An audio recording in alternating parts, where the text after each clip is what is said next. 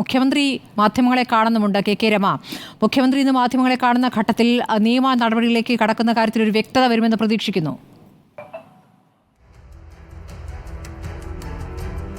നമുക്ക് കാത്തിരിക്കാം സ്മൃതി.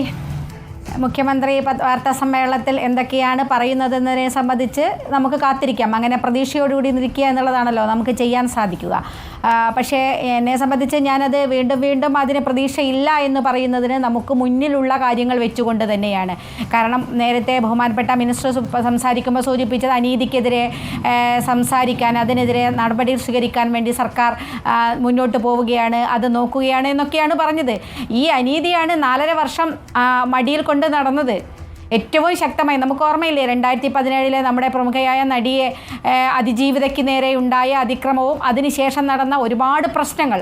ആ പ്രശ്നങ്ങളിലൊക്കെ ആ സമയത്താണല്ലോ ഈ ഹേമ കമ്മീഷനൊക്കെ വന്നിരുന്നത്. ഇത് കമ്മീഷനാണോ കമ്മിറ്റിയാണോ എന്നുള്ളത് പോലും എനിക്കിപ്പോൾ വ്യക്തതയില്ല. അന്ന് അവിടെ എന്താണ് സൂചിപ്പിച്ചത്? കമ്മീഷനാണ്, ജുഡീഷ്യൽ അധികാരങ്ങളുണ്ട്. കമ്മിറ്റി എന്നാണ് നമ്മളിപ്പോൾ കമ്മിറ്റിയാണ്. ഞാൻ എപ്പോഴും ഒരിക്കൽ കമ്മീഷൻ എന്ന് നേരത്തെ പറഞ്ഞതുപോലെ ഒരു തോന്നൽ, അതാണ് ഞാൻ ചോദിക്കുന്നത്. കമ്മിറ്റിയുടെ ഒക്കെ ഭാഗമായിട്ടാണ്. അതെ, അവിടെയും ഒരു സംശയം വരികയാണ് സ്മൃതി. കമ്മീഷൻ ആണെന്ന് നേരത്തെ പറഞ്ഞു കേട്ടോ. നമ്മളൊക്കെ നേരത്തെ കമ്മീഷൻ എന്ന് തന്നെയാണ് സംസാരിച്ചത്. പിന്നീട് അത് കമ്മിറ്റിയായി മാറിയത് എങ്ങനെയാണ് എന്നതിനെ സംബന്ധിച്ച് തന്നെ ഒരു സംശയം ഉയരുകയാണ്. അങ്ങനെ ഒരു 4.5 വർഷം ഇതിനകത്തുള്ള വ്യക്തമായ കാര്യങ്ങൾ ഈ ഗവൺമെൻറ്റിൻ്റെ കയ്യിലുണ്ടെന്നേ. ഹേമ കമ്മിറ്റി വരുമ്പോൾ എന്തൊക്കെയാണ് എന്നുള്ളത് സർക്കാരിനോട് വിശദീകരിക്കാതിരിക്കില്ല. അന്നത്തെ സാംസ്കാരിക വകുപ്പ് മന്ത്രി ഉൾപ്പെടെ അതിനകത്ത് അത് കേട്ടുകൊണ്ട് 2019 സമർപ്പിച്ചതാണല്ലോ. അപ്പോൾ അറിയാം സർക്കാരിനകത്ത് അടുത്ത് ഈ വിവരങ്ങളൊക്കെ വളരെ വ്യക്തമായിട്ടുണ്ട്. അതുകൊണ്ടാണല്ലോ 2021 വിശദമായ യോഗം ചേർന്ന് തീരുമാനങ്ങൾ കൈക്കൊണ്ടു എന്ന് പറയണമെങ്കിൽ സർക്കാർ അത് പരിശോധിച്ചിട്ടുണ്ട്. ഇപ്പോൾ പരിശോധിച്ചിട്ടില്ല എന്ന് പറയുന്നതൊക്കെ വെറുതെ മാറി മറിഞ്ഞ് പറഞ്ഞുകൊണ്ടേയിരിക്കുന്നതാണ്. അതോ എല്ലാം ഒരു കണ്ണിൽ പൊടിയിടലാണോ എന്ന് സംശയിക്കുകയാണ് സ്മൃതി. നമ്മളിതൊക്കെ പറയുമ്പോൾ ഇവിടെയൊക്കെ എല്ലാം ഒരു അധോലോകം എല്ലായിടത്തും വാഴുകയാണ്. അതുകൊണ്ടാണ് സിനിമാ മേഖലയിൽ എത്ര ക്രൂരമായ എന്തൊരു അനുഭവങ്ങളാണ് ആ മേഖലയിൽ ജോലി ചെയ്യുന്ന സ്ത്രീകളൊക്കെ അനുഭവിക്കുന്നതെന്ന് ആലോചിച്ച് നോക്കൂ. അവർക്ക് ഭക്ഷണം കഴിക്കാനുള്ള സ്വാതന്ത്ര്യമില്ല, വസ്ത്രം മാറാനുള്ള സ്വാതന്ത്ര്യമില്ല, പണിയെടുത്ത് ജോലി കഴിഞ്ഞ് തിരിച്ച് വീട്ടിൽ വന്നൊന്ന് റെസ്റ്റ് ചെയ്യുമ്പോൾ സമാധാനത്തോടു കൂടി ഒന്ന് കിടന്നുറങ്ങാൻ പോലും സാധിക്കുന്നില്ല എന്ന് പറയുന്ന ഭയാനകമായ ഗൗരവമായൊരു സാഹചര്യമല്ലേ അത്? ആ സാഹചര്യത്തെ സംബന്ധിച്ച് ഇത്തരം കാര്യങ്ങളൊക്കെ സർക്കാരിൻ്റെ കൈവശമുണ്ടെങ്കിൽ എന്തുകൊണ്ട് സർക്കാർ ഇതിനകം അതിൻ്റെ വിധത്തിലൊരു നടപടി സ്വീകരിച്ചില്ല എന്ന ചോദ്യമല്ലേ ഏറ്റവും പ്രസക്തം.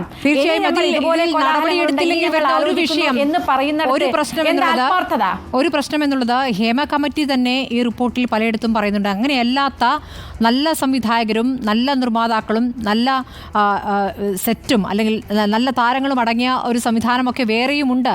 അങ്ങനെയുള്ളവർ ചുരുക്കമുണ്ട്.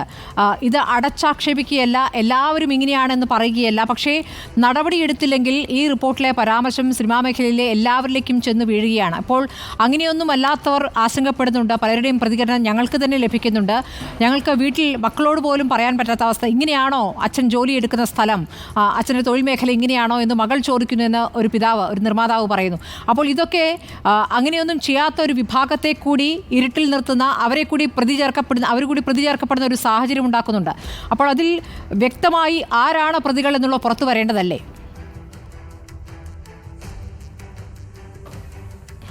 അതേ സ്മൃതി, തീർച്ചയായിട്ടും നമ്മളും അത് പറയുന്നില്ല. ഈ മേഖല ഒന്നടങ്കം ഇതുപോലെയാണ്, പ്രശ്നങ്ങളാണ്, കുഴപ്പമാണ് എന്നതല്ല. പക്ഷേ അതിനകത്തുള്ള പ്രശ്നക്കാരെ സംബന്ധിച്ചാണല്ലോ ഈ റിപ്പോർട്ടിലുള്ളത്. അതിനകത്ത് വരേണ്ട ശുദ്ധീകരണമാണല്ലോ നമ്മളൊക്കെ ആവശ്യപ്പെടുന്നത്. ഒരുപക്ഷെ നമുക്കറിയാം നമ്മുടെ സമൂഹത്തിൽ ഇതുപോലെയുള്ള എല്ലാ മേഖലകളിലും ചില പ്രശ്നങ്ങളുണ്ട്.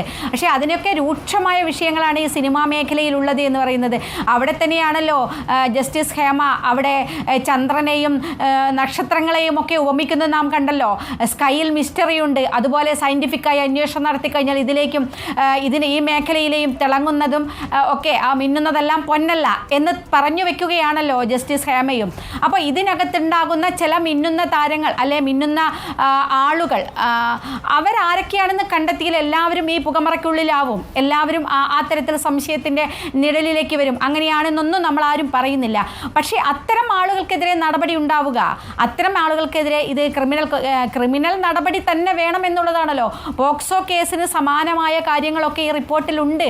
കുറേ കാര്യങ്ങൾ നമുക്ക് പരിശോധിച്ചാൽ മനസ്സിലാക്കാൻ കഴിയുന്നതാണ്. പുറത്തു വരാത്തത് ഇതിലും രൂക്ഷമാണെന്ന് നമുക്കറിയാലോ സ്മൃതി. ഒരു പക്ഷേ അതിലായിരിക്കും പേരുകളുള്ളത്, തെളിവുകളുള്ളത്, സിനിമകളെ സംബന്ധിച്ച ഡീറ്റെയിൽസ് ഉള്ളത്. ഇനി ഈ മൊഴി പറഞ്ഞാൽ നമ്മൾ ആലോചിച്ച് നോക്കൂ, ഈ മൊഴി പറയുമ്പോൾ രഞ്ജിനിയെ പോലുള്ള നടികളൊക്കെ പേടിക്കാൻ, എനിക്ക് കഴിഞ്ഞ ദിവസം അദ്ദേഹത്തിൻ്റെ അവരുടെയൊക്കെ സംസാരം കേട്ടപ്പോൾ അവിടെയുള്ളൊരു ആശങ്ക, കാരണം ഇത് പുറത്തു വന്ന അവരുടെ മൊഴിയാണ് എന്നറിഞ്ഞാൽ അവർ നേരിടാൻ പോകുന്ന ഭയാനകമായൊരു സിറ്റുവേഷനെ കുറിച്ച് അവർക്ക് പേടിയുണ്ട്. അത് പലർക്കും ആ പേടിയുണ്ട്, ഈ മൊഴി കൊടുത്ത ആളുകൾക്കൊക്കെ.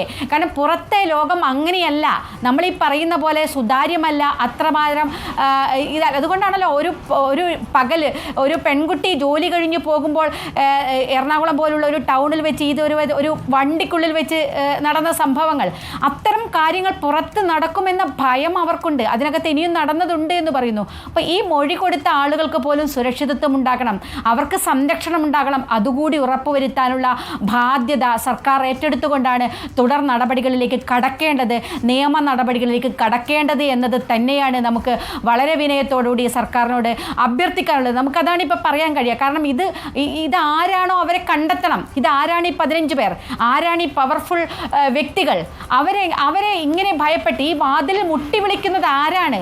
അങ്ങനെ ഉണ്ടല്ലോ. അങ്ങനെ ഇത്തരം സ്ത്രീകൾ ഏതൊക്കെ തരത്തിലാണ് ചൂഷണം ചെയ്യുന്നത്? അത് പറയുന്ന സ്ത്രീകൾ അങ്ങനെയാണ് എതിർക്കപ്പെടേണ്ടതല്ലേ എന്ന ചോദ്യങ്ങളൊക്കെ, അതൊന്നും കഴിയില്ല സ്മൃതി. എല്ലാവർക്കും അങ്ങനെ പറ്റില്ല.